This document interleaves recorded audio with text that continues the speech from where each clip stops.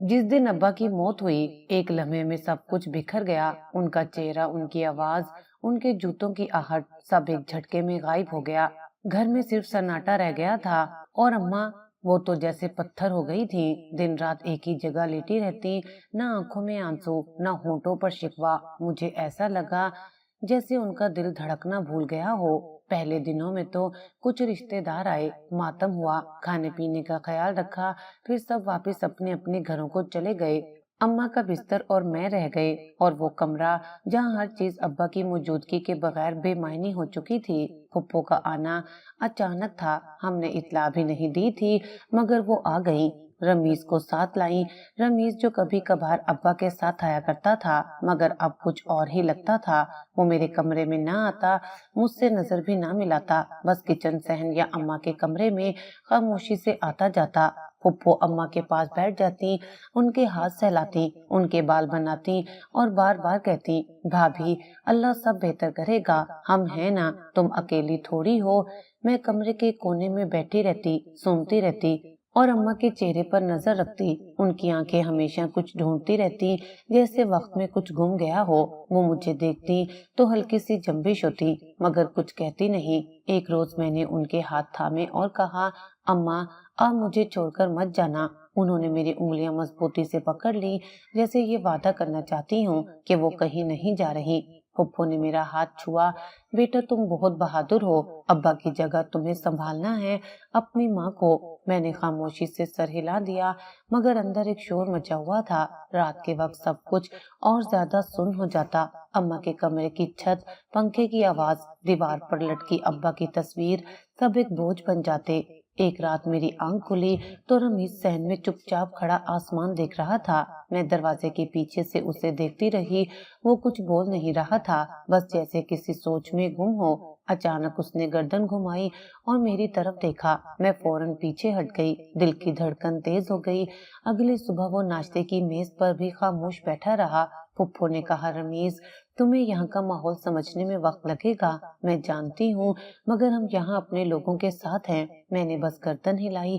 कुछ दिन गुजरे, अम्मा ने थोड़ा थोड़ा बोलना शुरू किया, मगर आवाज मध्यम थी।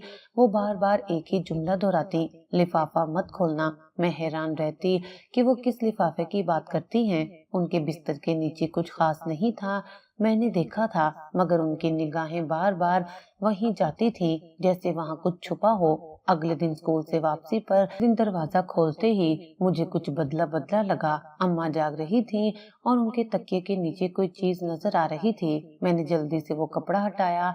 एक कागज का टुकड़ा था, मुड़ा हुआ मगर साफ। जब मैंने अम्मा की तरफ देखा, वो नजरें चुरा गई। मैंने दबे लफ्जों में पूछा, ये क्या है अम्मा?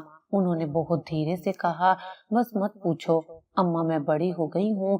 बड़ी नहीं हुई, बस संभल गई हो। उन्होंने एक हल्की सी मुस्कुराहट दी, जो पल भर में गायब हो गई। फुप्पो दोपहर में आई, कुछ कागजात लिए। रमीज उनके पीछे खामोशी से आया। मैंने जल्दी से वो कागज दोबारा तकिए के नीचे रखा। अम्मा ने मेरा हाथ दबाकर जैसे मुझे चुप रहने का इशारा दिया। रात को जब सब सो गए, मैंने तकिए के नीचे हाथ डालकर वो कागज निकालना चाहा, मगर अम्मा जाग रही थीं। उन्होंने आहिस्तगी से मेरे हाथ पर हाथ रखा और सर हिलाया, नहीं, अभी नहीं। मैं सारी रात जागती रही। छत के पंखे की आवाज, अब्बा की तस्वीर और अम्मा की खामोशी मुझे चैन न लेने देती। सुबह हुई तो रमीज सहन में पानी डाल रहा था। मैंने कहा, कब तक रहोगे यहाँ? वो ठटक कर बोला, जब तक जरूरत हो। तुम्हें इतराज है? मैंने कुछ नहीं कहा, सिर्फ कमरे में वापस आ गई। फुप्पो सुबह सवेरे जाग जाती, आटा गूंथती, चाय चढ़ाती, अम्मा को गर्म पानी से हाथ धुलवाती। उनकी हर हरकत में जैसे एक फर्ज था, और वो फर्ज निभाने आई थी। मैं खामोशी से उनके पीछे पीछे रहती, देखती कि उनके चेहरे पर कोई थकन नहीं, बस एक मुसलसल मसरूफियत थी। बेटा, दही खत्म हो गया है, बाजार से ले आओगी? उन्होंने एक दिन पूछा। जी फुप्पो। एक दोपहर अम्मा सो रही थी। मैंने उनके बिस्तर की चादर बदली। बिस्तर के कोने में हाथ पड़ा तो कोई चीज महसूस हुई। कपड़ा उठाया तो नीचे लिफाफा था, पुराना मगर भारी। खोला तो अंदर नोट भरे थे। मैं साकित रह गई। फौरन पीछे से अम्मा की आवाज आई, जो अब तक सो रही थी। अम्मा ये पैसे कहाँ से आए? उन्होंने हाथ जोड़कर कहा। बेटा बस छोड़ दो। मैंने वो लिफाफा वापस रख दिया, मगर जहन में एक भंवर चलने लगा। ये पैसे कौन रखता है, कब रखता है और क्यों? क्या पुप्पो को पता है या रमीज कुछ जानता है? मैंने उस दिन चुप रहने का फैसला किया, मगर अगले चंद दिनों में ये राज मेरे गिर्द लिपटने लगा। 2 दिन बाद जब मैं किचन में बर्तन धो रही थी, रमीज अंदर आया। मुझे नजरअंदाज करके फ्रिज से पानी निकाला। तुम हर वक्त खामोश क्यों रहते हो? मैंने पूछा। क्योंकि कुछ बोलने का फायदा नहीं, वो बोला और चला गया। रात को जब सब सो गए, मैं दबे कदम अम्मा के कमरे में गई। वो जाग रही थी। मैंने पूछा, कोई आता है रात को? उन्होंने नजरें फेर ली, कुछ ना कहा। अम्मा, आप मुझे क्यों नहीं बताती? मैं भी तो आपकी बेटी हूँ। उन्होंने मेरे सर पर हाथ रखा और सिर्फ इतना कहा, सब वक्त पर खुलेगा, सब्र करो। अभी नहीं। अगली सुबह पुप्पो अम्मा को दवा दे रही थी। मैंने कमरे में दाखिल होकर बेसाख्ता पूछा, पुप्पो आपको पता है ये लिफाफे कहाँ से आते हैं? वो लम्हे भर को रुकी, फिर बोली, बेटा कुछ सवालों के जवाब ना लो तो बेहतर है। ये रब के फैसले होते हैं, हमें कबूल करने चाहिए। उस रात मैंने तय किया कि जागूंगी। अम्मा के कमरे के पास जमीन पर चादर बिछाकर लेट गई। रात आहिस्ता आहिस्ता गुजरती रही, मगर कोई चाप नहीं हुई। बस छत से कुछ हल्की हल्की आवाजें आती रही, जैसे कोई चुपके से चल रहा हो। जब सुबह हुई, मैं थकी हारी आंखें रगड़ती उठी तो देखा रमीज बरामदे में बैठा सिगरेट पी रहा था। तुम रात को कहाँ थे? उसने चौंक कर मेरी तरफ देखा। तुम्हें क्यों फिक्र है? उसका ये लहजा काटदार था, जैसे वो मेरे हर सवाल को अना पर ले लेता हो। 2 दिन बाद अम्मा को हल्का बुखार हो गया। पुप्पो ने उनका खास ख्याल रखा, सारा दिन उनके पास रही। शाम को जब मैं सफाई कर रही थी तो एक और लिफाफा मिला, उसी जगह बिस्तर के नीचे। मैंने तेजी से उठाकर अलमारी के पीछे छुपा दिया। अम्मा ने मुझे देखा, कुछ कहना चाहा, मगर होठ कपकपाने लगे। नहीं अम्मा, अब मैं चुप नहीं रहूंगी। मैंने वो लिफाफा रात को खोला और नोट गिनने शुरू किए। कुल 25,000 रुपए थे। साथ एक पर्ची थी जिस पर लिखा था, बस इतना ही मुमकिन है फिलहाल। ये खत किसका था? कौन था जो ये पैसे दे रहा था? और ये फिलहाल क्या मतलब रखता था? मैं ये सब पुप्पो से पूछना चाहती थी, मगर खुद को रोके रखा। अगले दिन जब रमीज अम्मा के कमरे से बाहर निकला तो उसके हाथ में कोई चीज थी। वो जल्दी से सहन के कोने की तरफ गया और वहाँ कुछ दफन करने लगा। मैंने ये सब छत से देखा। जैसे ही वो अंदर आया, मैं उस कोने की तरफ गई और जमीन खोदने लगी। एक प्लास्टिक की थैली निकली जिसमें एक और लिफाफा था, मगर ये खाली था। अब बात वाज़ेह होने लगी थी। कोई आता था, पैसे रखता था और रमीज उसे छुपा रहा था। अम्मा की खामोशी, पुप्पो की एहतियात और रमीज का रवैया सब किसी राज की तरफ इशारा कर रहा था। रात को मैंने अम्मा से आखिरी बार पूछा, क्या मैं किसी मुसीबत में हूँ? अम्मा, वो बोली नहीं, बस मेरी पेशानी पर हाथ रखकर इतना कहा, महफूज रहना, सब बर्दाश्त करना, जैसे मैंने किया।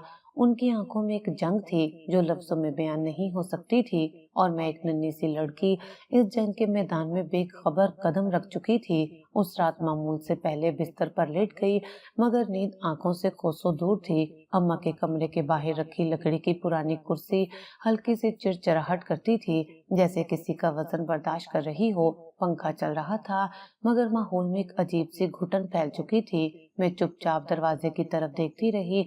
दिल जैसे किसी अनदेखे खतरे को महसूस कर रहा था। रात के किसी पहर अचानक आहट सुनाई दी, दबे कदमों की चाप। मैंने चादर मुंह तक खींच ली, मगर तजस्सुस ने आंखें बंद न होने दी। धीरे से उठकर खिड़की के पर्दे के पीछे से झांका तो एक साया अम्मा के कमरे की तरफ बढ़ रहा था। वो लंबा सा वजूद आहिस्ता आहिस्ता चलता हुआ दरवाजे के सामने रुका, फिर झुककर जैसे कुछ रखा और बगैर आवाज के वापस लौट गया। मैं सुन्न हो गई, दिल तेजी से धड़कने लगा। मैंने अम्मा की तरफ देखा, वो जाग रही थी, लेकिन हल्की सी जंबिश भी ना की। उनके चेहरे पर एक अजीब सुकून था, जैसे वो इस साय को पहचानती हूँ। न डर, न हैरत, बस एक खामोश कबूलियत। अगले सुबह मैंने अम्मा के कमरे में जाकर इधर उधर देखा। दरवाजे के पास एक छोटा सा लिफाफा पड़ा था जो अंदर से खाली था। मैंने अम्मा की तरफ देखा, उन्होंने सर झुका लिया। मैं कुछ बोलने ही वाली थी कि फुप्पो आ गई। क्या ढूंढ रही हो सबरीना? कुछ नहीं, बस सफाई करते करते लिफाफा मिल गया।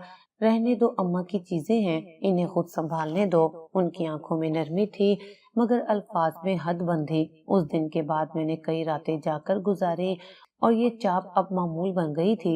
ہر رات کوئی آتا، کچھ رکھتا اور چلا جاتا۔ اماں جاگتی رہتی جیسے وہ کسی کا انتظار کرتی ہوں۔ میں نے کبھی اسے واضح طور پر نہیں دیکھا، بس وہ سایہ، وہ خاموشی اور وہ چلنے کی ہلکی چاپ رہ جاتی۔ ایک دن میں نے پھپھو سے بات کرنے کی ٹھانی۔ پھپھو، رات کو کوئی آتا ہے کیا؟ انہوں نے معمول کے برعکس سخت لہجے میں کہا۔ بیٹا، ہر چیز پر سوال نہیں کیا جاتا، کچھ باتیں وقت پر چھوڑ دو۔ لیکن میں ڈر گئی ہوں۔ انہوں نے نرمی سے میرا سر سہلایا۔ بیٹا، اللہ ہے نا، تمہیں کچھ نہیں ہوگا۔ اس دن رمیز گھر دیر سے آیا۔ میں نے دروازہ کھولا، وہ بغیر کچھ کہے اندر چلا گیا۔ میں نے اس کو پیچھے سے آواز دی، رمیز، کیا تم کچھ جانتے ہو اس سائے کے بارے میں؟ وہ رکا، پلٹا، نہیں، بس کہا سایوں کا پیچھا نہ کرو ورنہ خود سایہ بن جاؤ گی۔ اس کی بات میرے دل میں تیر کی طرح لگی۔ میں نے سوچا شاید وہ بھی جانتا ہے، شاید وہی ہے، یا کم از کم وہ جاننے والوں میں سے ہے۔ رات کو میں نے بستر صحن میں بچھایا اور چھپ کر دیکھنے کی تیاری کی۔ ہوا تھمی ہوئی تھی، جیسے درخت بھی ساکت کھڑے تھے۔ گھڑی کی سوئیاں آگے بڑھ رہی تھی اور میں منتظر تھی۔ آخر کار وہی سایہ ابھرا۔ میں دبک کر ایک ستون کے پیچھے چھپ گئی۔ وہ سایہ اماں کے کمرے تک گیا، رک کر کچھ جھکا، پھر پلٹنے لگا۔ میں نے ہمت کر کے ایک چھوٹا پتھر اچھالا، وہ چونکا، رک گیا، پھر تیزی سے دوڑ کر گیٹ سے باہر نکل گیا۔ میں نے دوڑ کر اماں کا دروازہ کھولا۔ وہ بستر پر تھیں، آنکھیں بند، مگر ہونٹ ہل رہے تھے جیسے کسی دعا کے الفاظ دہرا رہی ہوں۔ اماں، وہ کون ہے؟ انہوں نے آنکھیں کھولی، ایک ٹھنڈی سانس لی۔ مت پوچھو سبرینا، وہ صرف دینے آتا ہے، لینے نہیں۔ اگلے دن میں نے وہ لفافہ کھولا جو دروازے کے پاس تھا۔ اس بار اس میں پیسے نہیں تھے بلکہ ایک تصویر کٹ تھی۔ اس میں اماں، ابا اور ایک اجنبی مرد کھڑے تھے، میرے لیے انجان، مگر اماں کے چہرے پر مسکراہٹ واضح تھی۔ یہ کون ہے اماں؟ انہوں نے تصویر کو دیکھا، کچھ لمحے کے لیے آنکھیں نم ہو گئیں، پھر بولی، ایک پرانا ساتھی جو وعدہ نبھا رہا ہے۔ اس وقت پہلی بار میں نے اماں کو ہلکی سی لرزتی آواز میں بولتے سنا۔ ان کی بات میں درد بھی تھا اور شکر بھی۔ رمیز کا وجود گھر میں ہمیشہ کسی بوجھ کی طرح محسوس ہوتا تھا۔ وہ روزانہ میرے آس پاس ہوتا مگر بات چیت برائے نام۔ وہ جب بھی مجھے دیکھتا اس کی آنکھوں میں کچلی ہوئی چبھن ہوتی، جیسے اسے میری موجودگی ایک رکاوٹ لگتی ہو۔ ایک دن میں اماں کو دوا دے رہی تھی، رمیز کمرے میں آیا۔ اس کی نظریں سیدھی اماں پر تھیں مگر آواز مجھ تک پہنچی، یہ گھر ہمارا ہے یا ان کا؟ پھپھو، جو ہمیشہ نرم انداز میں بات کرتی، اس بار خاموش ہو گئی، پھر دھیرے سے بولی، یہ سب ہمارا خاندان ہے۔ چپ رہو رمیز، تمہیں پتا ہے تمہارے چچا نے کیا وصیت کی تھی؟ رمیز نے جیسے دانت بھینچ لیے اور بغیر کچھ کہے کمرے سے باہر چلا گیا۔ دل میں ایک سرد لہر دوڑ گئی۔ میں نے اماں کی طرف دیکھا، وہ چھت کو گھور رہی تھیں، ان کی آنکھیں بجھی ہوئی تھیں جیسے برسوں سے کوئی جواب وہاں چھپا ہو۔ اس دن کے بعد مجھے لگا جیسے رمیز کی خاموشی اب اندر ہی اندر زہر بن چکی تھی۔ وہ مجھے نظر انداز کرنے کی حد سے گزر چکا تھا، اب جیسے میرا وجود اس کی برداشت سے باہر ہو رہا تھا۔ ایک بار میں صحن میں پودوں کو پانی دے رہی تھی، وہ آیا اور بولا، یہ سب کیوں کر رہی ہو؟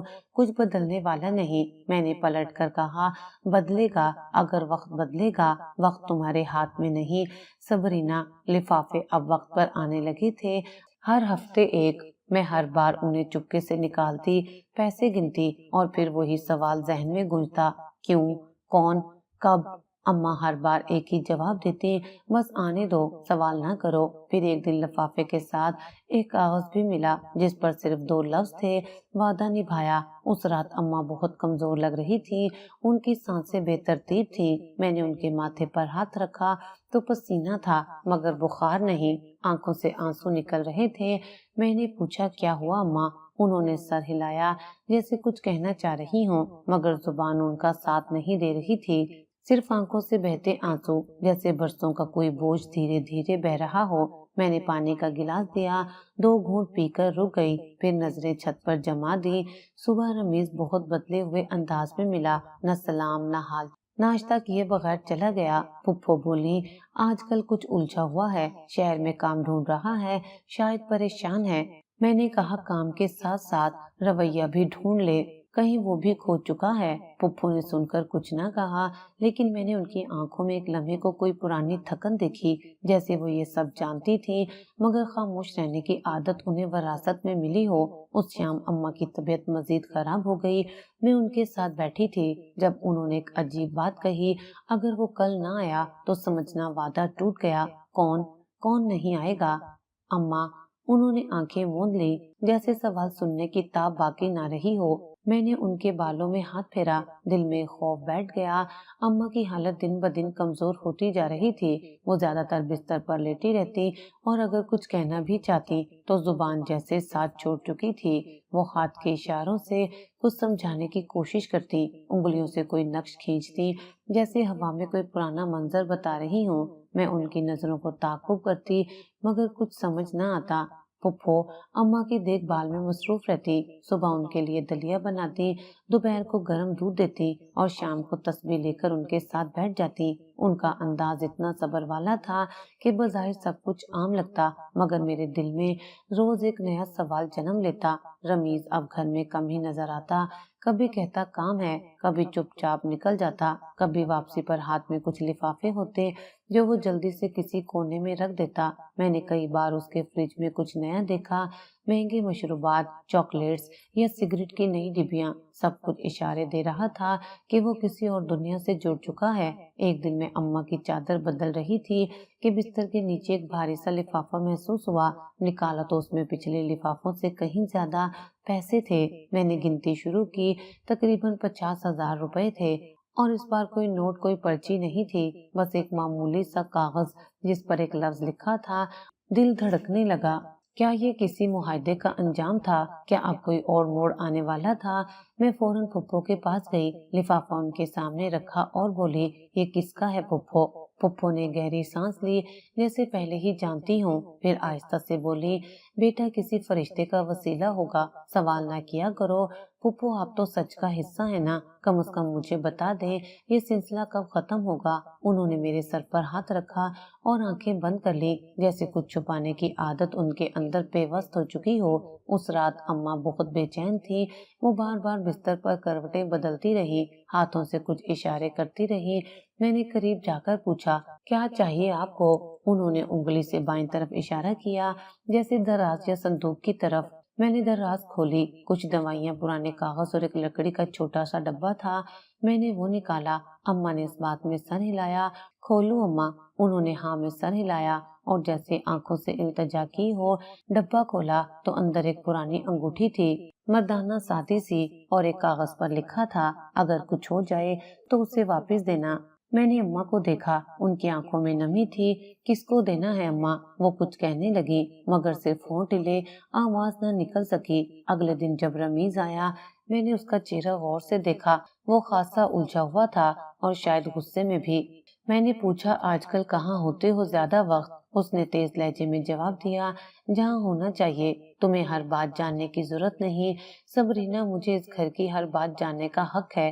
हक? तुम्हें कौन सा हक मिला है? मैं उसका अंदाज बर्दाश्त न कर सकी, वहाँ से हट गई, मगर दिल में रमीज के अल्फाज तीर बनकर पेवस्त हो गए। उस शाम मैंने फुप्पो को सैन में बैठे पाया, उनके चेहरे पर थकन थी। मैंने पूछा, फुप्पो आप वाकई कुछ नहीं जानती या सब जानबूझकर छुपा रही हैं? उन्होंने मेरी तरफ देखा, फिर नजरें चुरा ली। बाज बोझ लफ्जों से नहीं, वक्त से उतरते हैं। रात को मैं अम्मा के पास सोई। आधी रात को मेरी आंख खुली तो अम्मा बैठने की कोशिश कर रही थी। मैंने सहारा दिया।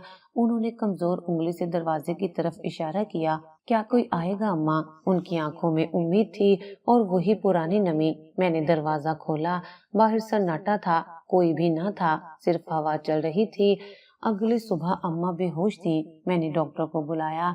फुप्पो ने उनके करीब बैठकर दुआएं पढ़ना शुरू की। रमीज को फोन किया, वो एक लफ्ज बोले बगैर आया, दरवाजे के पास खड़ा रहा और फिर वापस चला गया। डॉक्टर ने कहा, इन्हें ज़हनी सदमा है और इनका जिस्म साथ नहीं दे रहा। جو کہنا چاہتی ہیں شاید دل میں دبا رہی ہیں۔ دل میں بس ایک ہی جملہ گونجتا رہا جو اماں نے کبھی کہا تھا، وعدہ ٹوٹا تو سب ٹوٹے گا، اور اب لگتا تھا وہ لمحہ بہت قریب آ چکا ہے۔ میں کافی دنوں سے جاگ رہی تھی، لیکن اس رات کچھ اور ہی تھا۔ آنکھوں میں نیند تھی مگر دل میں بے چینی۔ کمرے کی کھڑکی سے باہر نظر پڑی تو رمیز صحن میں کھڑا تھا۔ اس کے سامنے ایک اجنبی مرد تھا جس کی پشت میری طرف تھی۔ دونوں آہستہ آہستہ بات کر رہے تھے۔ رمیز کے ہاتھ میں وہی پرانا بھورا لفافہ تھا جو کئی بار اماں کے بستر سے مل چکا تھا۔ میری سانسیں رک گئیں۔ میں نے جھک کر مزید سننے کی کوشش کی مگر آواز بہت مدھم تھی۔ اجنبی نے لفافہ لیا اور صحن کی دیوار پھلانگ کر چلا گیا۔ رمیز چند لمحے وہیں کھڑا رہا، پھر سر اٹھا کر آسمان کو دیکھا جیسے کچھ طے کر چکا ہو، پھر اندر چلا گیا۔ میں نے ساری رات اماں کے بستر کے پاس بیٹھ کر گزاری۔ ان کی سانسیں بہت دھیمی تھیں، جیسے کوئی چراغ بجھنے کے قریب ہو۔ آنکھیں بند، چہرہ بے حد زرد اور ہونٹ خشک۔ میں نے کئی بار ان کا ہاتھ دبایا مگر ان کے جسم میں اب وہ حرارت باقی نہیں رہی تھی۔ صبح پھپھو میرے کمرے میں آئی۔ ان کے چہرے پر تشویش تھی۔ صبرینا، ہمیں اماں کو ہسپتال لے جانا ہوگا۔ میں بھی چلوں گی۔ نہیں بیٹا، تم گھر پر رہو، وہاں بہت بھیڑ ہو جائے گی، ہم سنبھال لیں گے۔ میں نے انکار میں سر ہلایا۔ میں اپنی ماں کو اس حال میں اکیلا نہیں چھوڑ سکتی۔ اس وقت رمیز بھی اندر آیا۔ اس نے میری طرف سخت نظروں سے دیکھا۔ یہاں کیا کرے گی؟ وہ صرف رکاوٹ بنے گی۔ تم آرام کرو، ہم سب سنبھالیں گے۔ میں نے اماں کی طرف دیکھا۔ وہ کچھ کہنا چاہ رہی تھی مگر زبان ساتھ نہیں دے رہی تھی۔ ان کی آنکھوں میں نمی تھی جیسے وہ خود بھی مجھ سے کچھ کہنا چاہ رہی ہوں۔ میں ان کے قریب گئی، کان ان کے لبوں کے پاس رکھا مگر صرف سانسوں کی لرزش محسوس ہوئی۔ پھپھو نے اماں کو چادر میں لپیٹا۔ رمیز نے آگے بڑھ کر انہیں سہارا دیا۔ ایک رکشہ گیٹ پر کھڑا تھا جس میں وہ دونوں اماں کو لے کر گئے۔ میں دروازے کے پاس کھڑی تھی اور بس ان کے جاتے ہوئے قدموں کو دیکھتی رہی۔ دروازہ بند ہوا اور گھر میں خاموشی چھا گئی، جیسے دیواریں بھی افسوس کرنے لگیں۔ دوپہر تک میں دروازے کے قریب بیٹھی رہی مگر کوئی خبر نہ آئی۔ میں نے کئی بار فون کرنے کی کوشش کی مگر رمیز کا نمبر بند ملا، پھپھو کا نمبر ملا مگر انہوں نے فون نہیں اٹھایا۔ کچھ تو غلط تھا، دل بے قرار ہو رہا تھا۔ میں نے اماں کے کمرے میں جا کر ہر کونے کو دیکھا۔ بستر کی چادر ابھی تک ان کی خوشبو سے مہک رہی تھی۔ تکیے کے نیچے ہاتھ ڈالا تو وہاں ایک اور لفافہ تھا۔ یہ نسبتاً نیا تھا اور اس میں صرف ایک کاغذ تھا جس پر لکھا تھا، اب وقت قریب ہے، جو وعدہ تھا وہ توڑ دیا گیا۔ یہ الفاظ میرے دل پر ایک وار تھے۔ وعدہ توڑنے والا کون تھا؟ رمیز، پھپھو یا وہ اجنبی؟ میں نے گھر کا ہر کمرہ چھان مارا۔ رمیز کے کمرے میں داخل ہوئی تو حیرت کا ایک اور جھٹکا لگا۔ اس کی الماری میں کئی اور لفافے ترتیب سے رکھے تھے جن پر مختلف تاریخیں لکھی تھی۔ کچھ پر پہنچایا گیا، کچھ پر واپس ملا اور ایک پر لکھا تھا آخری مرلہ۔ میں نے ایک لفافہ کھولا، اندر پیسوں کے ساتھ ایک رسید تھی، کسی دوا ساز کمپنی کی۔ دوسرے لفافے میں کسی ڈاکٹر کا پرچہ تھا جس پر اماں کا نام درج تھا۔ مجھے لگا جیسے اماں کا علاج کسی اور ذریعے سے ہو رہا تھا اور ہم سب اندھیرے میں تھے۔ اسی لمحے فون بجا، پھپھو کی کال تھی۔ صبرینا، اماں کو آئی سی یو میں شفٹ کر دیا ہے، ڈاکٹر نے کہا ہے حالت نازک ہے، تم دعا کرو۔ میں آنا چاہتی ہوں۔ ابھی نہ آؤ، ڈاکٹر نے زیادہ لوگوں کو آنے سے منع کیا ہے۔ ان کی آواز میں گھبراہٹ تھی یا شاید بے چینی۔ میں کچھ نہیں سمجھ پائی، صرف اتنا کہا، مجھے اماں سے ایک بار بات کرنی ہے۔ ابھی ممکن نہیں، وہ ہوش میں نہیں ہے۔ فون بند ہو گیا اور میں واپس اسی ادھورے اداس گھر میں تنہا رہ گئی۔ دل میں ایک ہی بات گونج رہی تھی، جیسے سب کچھ طے شدہ ہو۔ اس رات میں نے فیصلہ کیا کہ کسی کے یہاں آنے پر نظر رکھوں گی۔ صحن میں بیٹھ گئی اور دروازے پر نظریں گاڑ دیں۔ آدھی رات تک کچھ نہیں ہوا، پھر اچانک سیاہ سائے نے گیٹ کے باہر سے جھانکا۔ میں نے تیزی سے اٹھ کر دروازہ کھولا، باہر کوئی نہیں تھا۔ میں سڑک پر گئی، ہر طرف سناٹا تھا۔ جب واپس آئی تو صحن کی کرسی پر ایک نیا لفافہ رکھا تھا۔ اس پر کچھ نہیں لکھا تھا، صرف اندر ایک تصویر تھی اماں کی، اور اس تصویر کے پیچھے لکھا تھا، اگر تم سچ جاننا چاہتی ہو تو تیاری رکھو، سچ کا سایہ بہت لمبا ہوتا ہے۔ میرے ہاتھ کانپنے لگے۔ اس لمحے مجھے پہلی بار اندازہ ہوا کہ میں صرف تنہا نہیں بلکہ خطرے میں بھی ہوں۔ گھر سچ میں خالی لگنے لگا تھا۔ اماں کی غیر موجودگی صرف ایک فرد کا نہ ہونا نہیں تھی، وہ گویا دیواروں سے، دروازوں سے، کچن کی خوشبو سے، حتیٰ کہ ہوا کے بہاؤ سے بھی رخصت ہو چکی تھی۔ میں نے ان کے بستر پر جا کر لیٹنے کا فیصلہ کیا۔ شاید ان کی مہک کچھ اور سہارا دے، شاید دل کو یقین آئے کہ وہ واپس آئیں گی۔ تکیے میں اب بھی ان کے بالوں کی مہک تھی۔ آنکھیں بند کیے تو ایسا لگا جیسے وہ برابر لیٹی ہیں، جیسے ابھی پلٹ کر کہیں گی، اٹھ جا سبرینا، مدرسہ نہیں جانا۔ لیکن کچھ نہ ہوا۔ خاموشی نے ہر سانس کو دبا لیا تھا۔ نیند آنکھوں سے دور تھی اور ذہن سوالوں کے دائرے میں قید۔ اچانک بستر کے نیچے سے کوئی سخت چیز محسوس ہوئی۔ میں نے ہاتھ نیچے ڈالا تو کچھ لکڑی جیسا لگا۔ دھڑکن تیز ہو گئی۔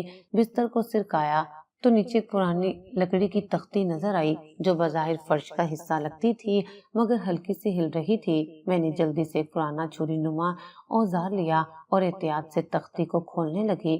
تختی نکالتے ہی نیچے ایک گڑھا سا ظاہر ہوا۔ اندھیرا تھا مگر اندر کچھ رکھے ہونے کی جھلک مل رہی تھی۔ دل جیسے حلق میں آ چکا تھا۔ ہاتھ تھر تھر کانپ رہے تھے۔ میں نے اندر ہاتھ ڈالا اور پہلی چیز نکالی، ایک پرانا لکڑی کا صندوق۔ میری انگلیاں صندوق کے کناروں سے لپٹی تھی، جیسے میں اسے صرف کھول نہیں رہی تھی بلکہ برسوں سے دبی ہوئی کوئی حقیقت نکالنے جا رہی تھی۔ جب ڈھکن ہٹا تو سامنے وہی پرانا لکڑی کا صندوق تھا جو ہر زنگ آلود دراز کا بوجھ اپنے اندر سمیٹے پڑا تھا۔ اندر سب کچھ ترتیب سے رکھا گیا تھا، کرارے نوٹوں کے گٹھے، تصویریں، ایک لفافہ اور کچھ پرانی دستاویز۔ لفافہ کھولتے ہی اماں کے ہاتھ سے لکھی تحریر سامنے آئی۔ اگر تم یہ پڑھ رہی ہو تو مطلب مجھے دھوکے سے لے جایا گیا ہے۔ یہ سب وہی لوگ ہیں جن پر تم نے بھروسہ کیا۔ تمہاری پھپھو سب جانتی ہیں اور رمیز سازش کا حصہ ہے۔ میں نے بہت چھپایا صرف تمہیں بچانے کے لیے، لیکن اب وقت آ گیا ہے کہ تم سچ کے سامنے کھڑی ہو جاؤ۔ میں ساکت رہ گئی۔ ایک سرد لہر ریڑھ کی ہڈی سے گزری۔ میری آنکھیں ان الفاظ پر جمی رہی، لیکن دماغ تیزی سے ماضی کے سارے لمحات جوڑنے لگا۔ پھپھو کی نرمی، رمیز کی خاموشی، لفافے، سائے اور وہ اجنبی شخص، سب ایک تصویر کی طرح صاف ہونے لگا۔ میں نے تصویریں نکالی۔ ایک میں اماں کسی اسپتال کے کمرے میں تھی۔ ان کے پاس رمیز کھڑا تھا مگر اس کے چہرے پر کوئی پریشانی نہ تھی، صرف ایک عجیب سی طمانینت۔ ایک اور تصویر میں وہی نسیم تھا۔ یہ سب کچھ ابھی میں سمجھنے ہی لگی تھی کہ دروازے پر کسی کی آہٹ ہوئی۔ قدموں کی چاپ اتنی ہلکی تھی کہ جیسے کوئی جان بوجھ کر دبے قدموں چل رہا ہو۔ میرا دل دھک دھک کرنے لگا۔ میں نے فوراً سارا سامان سمیٹا اور صندوق دوبارہ بند کر کے تختی پر رکھ دی۔ ابھی میں الماری کی طرف لپکی ہی تھی کہ دروازہ ایک جھٹکے سے کھلا۔ میں پیچھے ہٹی، بھاگنے لگی، لیکن کسی نے میرے منہ پر سختی سے کپڑا رکھ دیا۔ ایک تیز سی بو آئی اور اگلے ہی لمحے اندھیرا چھا گیا۔ جب ہوش آیا تو میرے ارد گرد مکمل سناٹا تھا۔ آنکھ کھلی تو پتہ چلا میں ایک چھوٹے سے گندے نما کمرے میں قید تھی۔ دیواریں سیلن زدہ تھیں، ایک چھوٹا سا بلب جھول رہا تھا اور دروازے کے باہر کسی کے قدموں کی چاپ تھی۔ دروازہ چرچرا کر کھلا اور رمیز اندر آیا۔ اس کے چہرے پر نفرت لکھی تھی۔ تم نے سب کچھ جان لیا سبرینا، تم نے وہ دیکھ لیا جو تمہیں نہیں دیکھنا چاہیے تھا۔ کیوں؟ تم نے یہ سب کیوں کیا؟ میری آواز کمزور ضرور تھی مگر سوال میں ہمت تھی، کیونکہ یہ سب تمہارا نہیں تھا۔ یہ جائیداد، یہ نام، یہ حق سب میرے ابا کا تھا مگر تمہارے ابا نے سب چھین لیا اور اب وقت تھا کہ واپس لیا جائے۔ اماں کا کیا قصور تھا؟ تم نے ان کے ساتھ دھوکہ کیا۔ انہوں نے تمہیں بچانے کے لیے سب کچھ برداشت کیا مگر تم جان گئی۔ اب تم بھی خاموش رہو گی ہمیشہ کے لیے۔ میں نے خود کو آزاد کرنے کی کوشش کی مگر ہاتھ پیچھے بندھے ہوئے تھے۔ رمیز نے دروازہ بند کیا اور باہر چلا گیا۔ کمرے کی خاموشی میں میری سانسیں گونجنے لگی۔ میں نے دیوار سے ٹیک لگا کر سوچنا شروع کیا، میں کب سے قید ہوں؟ باہر کیا ہو رہا ہوگا؟ وسیم انکل وہ کہاں ہوں گے؟ کیا اماں ابھی زندہ ہیں؟ وقت کا اندازہ نہیں ہو رہا تھا، صرف دن اور رات کے بدلتے بلب کی روشنی سے فرق سمجھ آتا۔ 2 دن بعد دروازہ پھر کھلا۔ رمیز نے کھانا رکھا اور بولا، تمہیں یہاں کوئی نہیں ڈھونڈے گا، سب تمہیں بھاگ جانے والی سمجھیں گے اور اگر کوئی آیا بھی تو تمہارے خلاف ہی بولے گا۔ تم کتنے نیچے گر چکے ہو رمیز، تم نے مجھے اماں کو اور اپنے آپ کو بھی بیچ دیا۔ اس رات میں نے دیوار پر کیل سے ہاتھ رگڑ رگڑ کر کرسی کو کھولنے کی کوشش کی۔ ہاتھ زخمی ہو گئے مگر ہمت نہیں ٹوٹی۔ بالآخر اگلی صبح میں نے ایک طرف کی رسی ڈھیلی کر لی۔ دروازے کے قریب جا کر میں نے اپنی طاقت جمع کی۔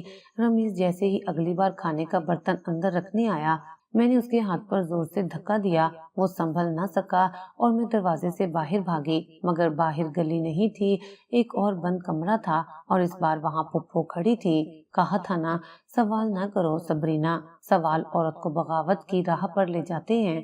आपको शर्म आनी चाहिए, आप अम्मा की बहन कहलाती हैं। मैं चीखी।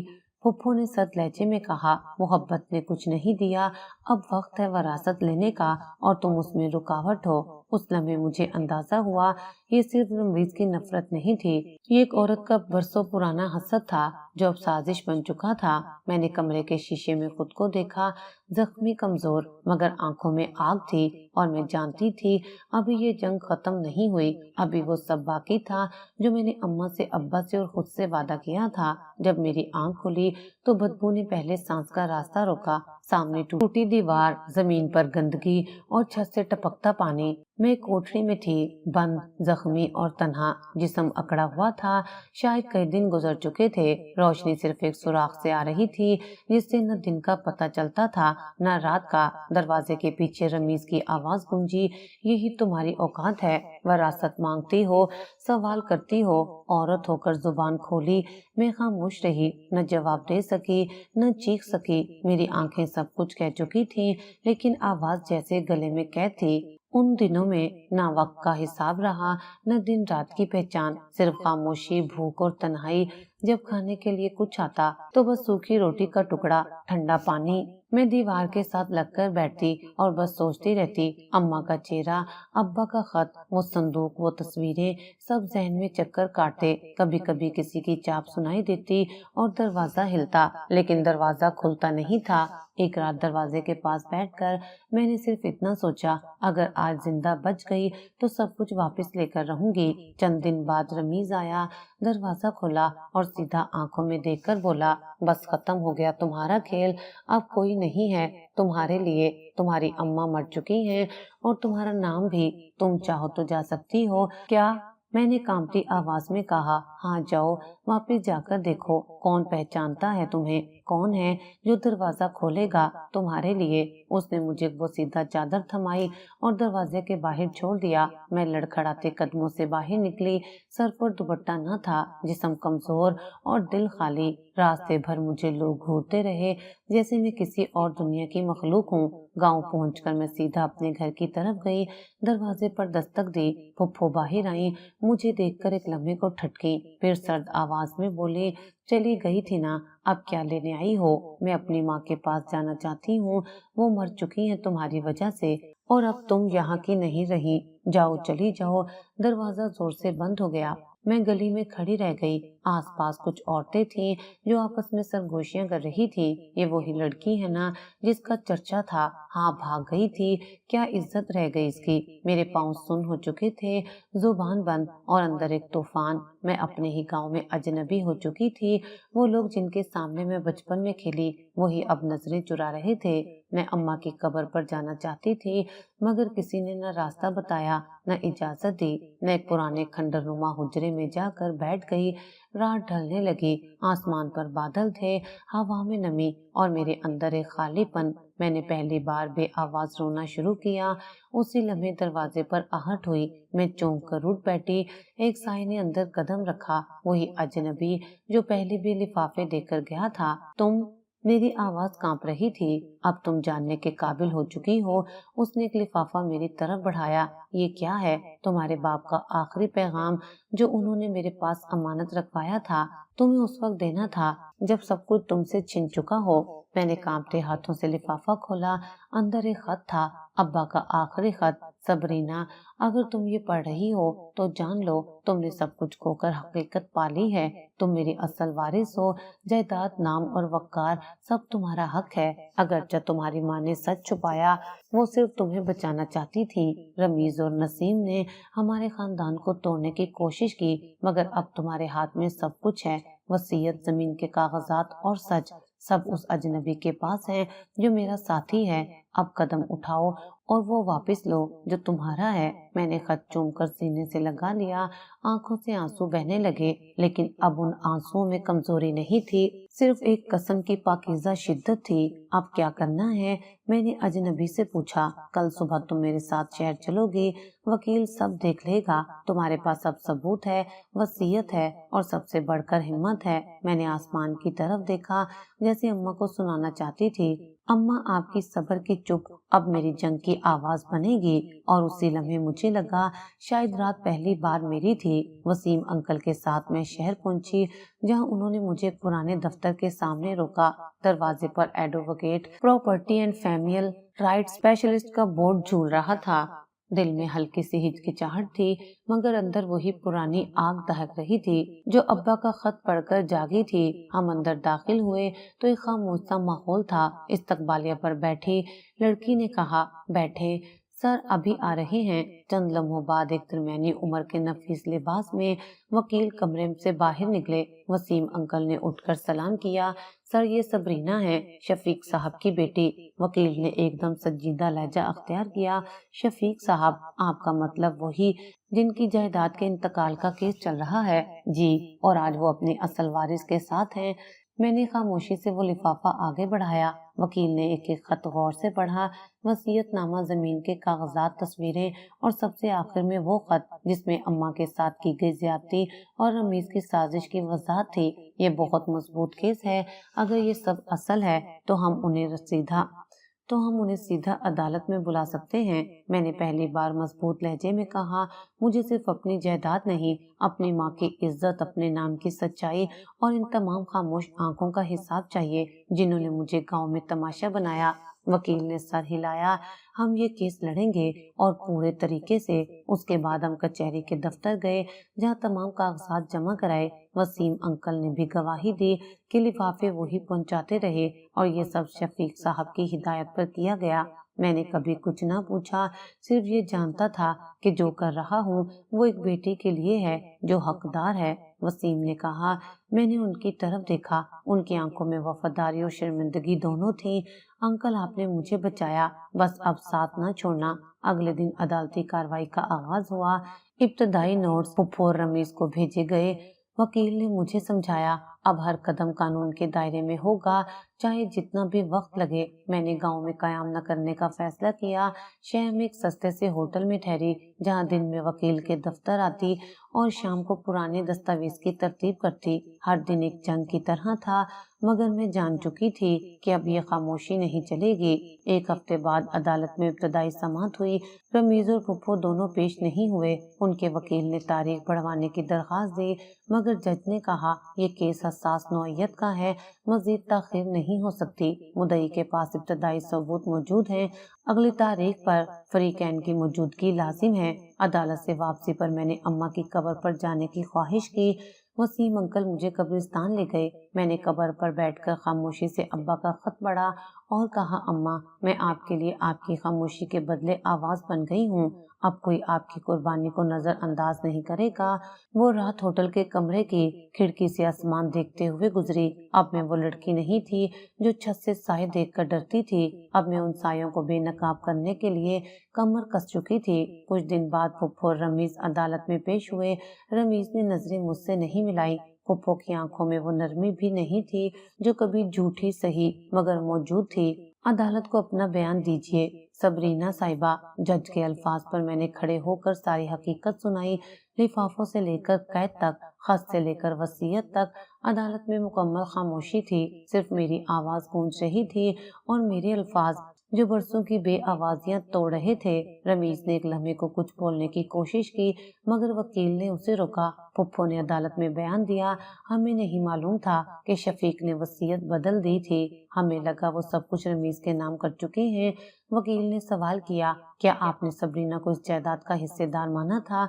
फुप्पो ने खामोशी इख्तियार की। अदालत ने अपनी समाअत में फैसला सुनाने का अंदिया दिया और मैं जानती थी अब खेल बदल रहा है। सच ने कमर कस ली थी और अब कुछ भी हो जाए मैं पीछे हटने वाली नहीं थी। عدالت میں فیصلہ سنانے والا دن سرد اور سناٹے سے بھرا تھا۔